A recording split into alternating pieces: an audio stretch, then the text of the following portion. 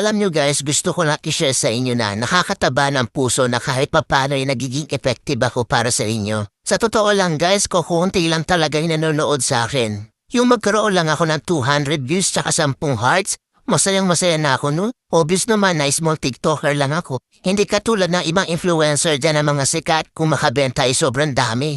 Pero ako guys, kahit ganyan lang yan no? Ang saya-saya, promise. Kahit ganyan lang guys.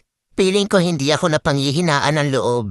Kumbaga, tuloy-tuloy lang, enjoy lang sa TikTok. Sana naman sa mga mahilig mag-check out dyan, sana lang ma-appreciate nyo din kami mga small TikToker na gumagawa ng mga original content.